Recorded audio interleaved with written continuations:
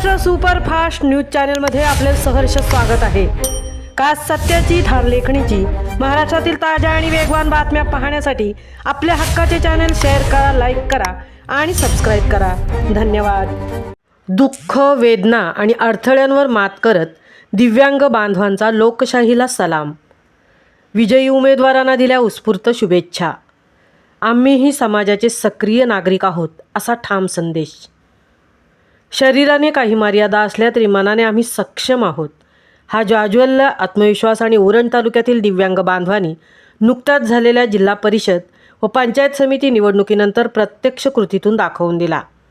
संविधानाने दिलेल्या मतदानाचा हक्क बजावत उरण तालुक्यातील दिव्यांग बांधवांनी मोठ्या उत्साहात मतदान केले आणि आपल्या हक्काचा प्रतिनिधी निवडून दिला। दैनंदिन जीवनात असंख्य अडथळे, शारीरिक वेदना, प्रवासातील अडचणी, शासकीय कार्यालयातील अडथळे यांचा सामना करत असतानाही त्यांनी लोकशाहीच्या या उत्सवात सक्रिय सहभाग नोंदवला। एवढेच नव्हे तर निवडून आलेल्या उमेदवारांना शुभेच्छा देण्यासाठी ते एकत्र जमले। हीच त्यांच्या जिद्दीची खरी ओळख आहे। उरण तालुक्यात 3 ठिकाणी सदिच्छा भेट कार्यक्रम पार पडला। पहिला कार्यक्रम उरण शहरात आयोजित करण्यात आला, जिथे विजयी उमेदवार महेश म्हात्रे यांना शुभेच्छा देऊन आनंद व्यक्त करण्यात आला। दुसरा कार्यक्रम चिर्ले येथे सौ प्रियांका मडवी यांना शुभेच्छा दिल्या। तदनंतर तिसरा कार्यक्रम उरण पूर्व विभागात कोपरोली प्राणस्मार्ट येथे पार पडला। येथे दिव्यांग बांधव मोठ्या संख्येने एकत्र येऊन विजयी उमेदवारांना निसर्गावरील प्रेम व्यक्त करत रोप आणि पेढा भरवून शुभेच्छा दिल्या। या प्रसंगी विजयी उमेदवार महेश म्हात्रे, सौ प्रियांका मडवी, सौ कविता पाटील, ॲडव्होकेट अविनाश ठाकूर यांनी दिव्यांग बांधवांना सदिच्छा दिल्या। त्यांनी पंचायत समिती व जिल्हा परिषदेमार्फत राबवण्यात येणाऱ्या सर्व योजनांमध्ये उरण तालुक्यातील दिव्यांगांना प्राधान्य देण्याचे तसेच त्यांच्या अडीअडचणी सोडवण्यासाठी कटिबद्ध राहण्याचे आश्वासन दिले। दिव्यांगांच्या प्रश्नासाठी आम्ही नेहमी तत्पर राहू असा विश्वास त्यांनी यावेळी व्यक्त केला।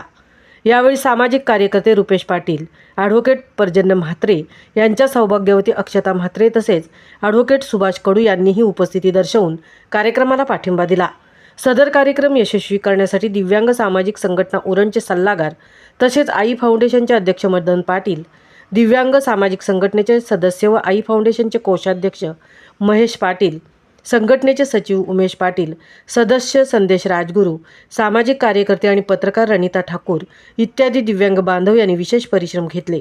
दिव्यांग नसूनही दिव्यांगाच्या व्यथा जाणून घेऊन त्यांना सहकार्य करणाऱ्या उत्साही कार्यकर्त्या अंकिता यांचेही मोलाचे योगदान लाभले।